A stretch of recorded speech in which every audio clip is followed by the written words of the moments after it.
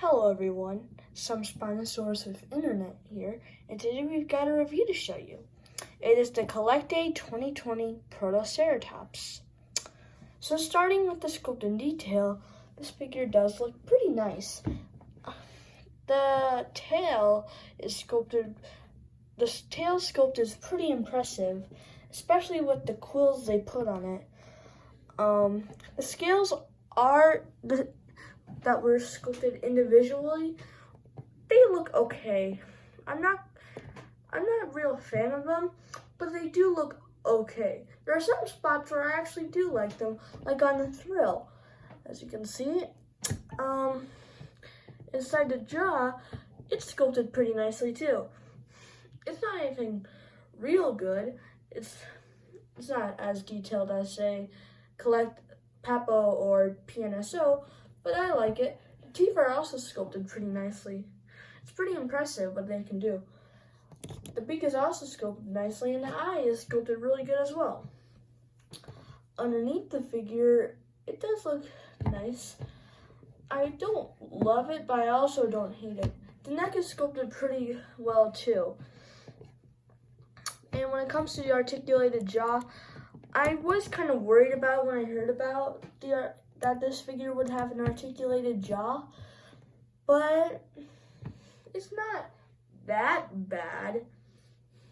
I mean, I wish it would close completely, and as you can see underneath the articulated jaw right here, it does look kind of weird.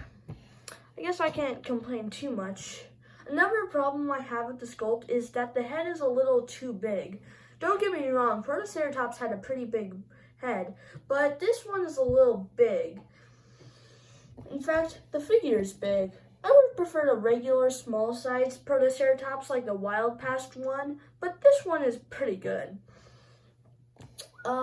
It does go good with the Velociraptor from 2017 or whatever, or 2016. The legs are also sculpted pretty weirdly. The feet are sculpted nicely, and the bottom of it, it's okay. But the legs I really don't like is this one and this one.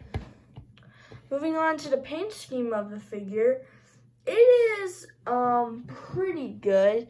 However, it is pretty lazy. Here, let me get the CollectA Baryonyx to show you what I mean by lazy. Alright. Here's the CollectA Baryonyx that I have. And one thing I noticed is they have a pretty similar color pattern. They both have the main color of orange. They both have, like, their jaws or something like that are usually a darker, whitish, garlicky yellow, and there's a big pattern of dots on the figures. So they do look very similar. It was quite a lazy move for CollectA to do that. I'm not a big fan of what they did here. They do look, there's more differences in the paint scheme than there are similarities to it. Starting off, the area around the eyes is sculpted pretty nicely, and so is this little spike or horn, whatever you call it. The quills, their paint scheme is okay. I wouldn't say I love it, but I also wouldn't say I hate it. The feet are also sculpted nicely.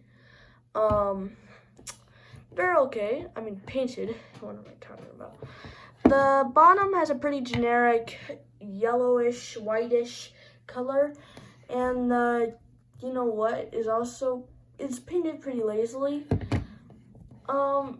This figure paint scheme does look pretty visually appealing, and I do like it. It did look better in the promotional photos, but the problem with the prototype or the one in the promotional photos is it looks more like, the paint scheme does look more like the CollectA Baryonyx.